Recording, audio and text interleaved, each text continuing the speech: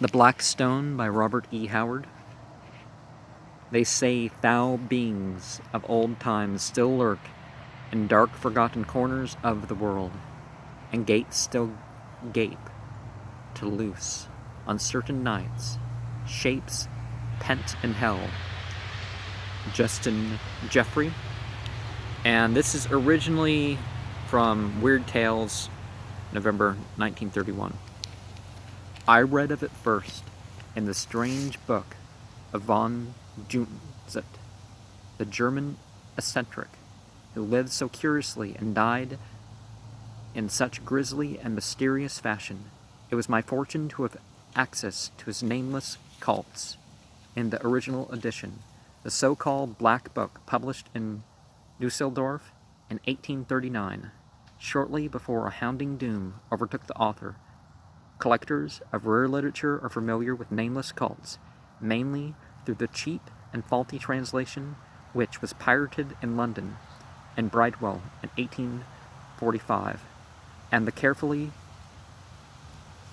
expurgated edition put out by the Golden Goblin Press of New York in 1909.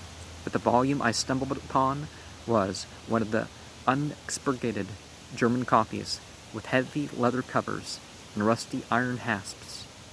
I doubt if there are more than half a dozen such volumes in the entire world today, for the quantity issued was not great, and when the manner of the author's demise was bruited about, many possessors of the book burned their volumes in panic. Now, there's a difference between knowledge and buying sorcery. And my hair is messed up, but I'll leave that. Yeah, I guess I'll have to leave that.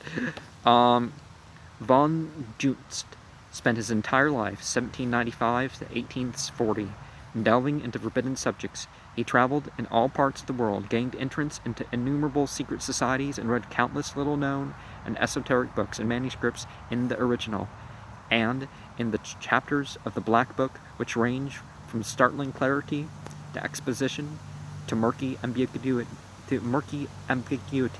There are statements and hints to freeze the blood of thinking man. Reading what von Junst dared to put in print arouses uneasy speculations as to what it was that he dared not tell.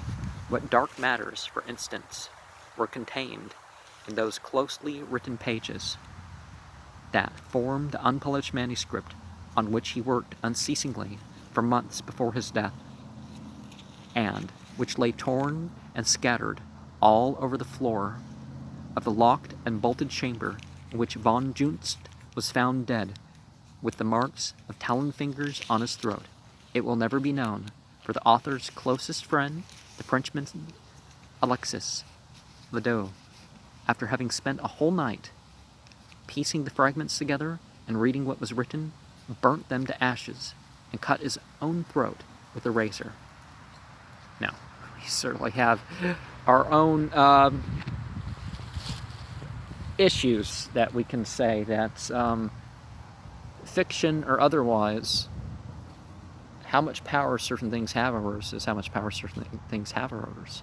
But it may be important to know about certain things in a Herodian sort of way, because the variety of what is said about stuff does matter.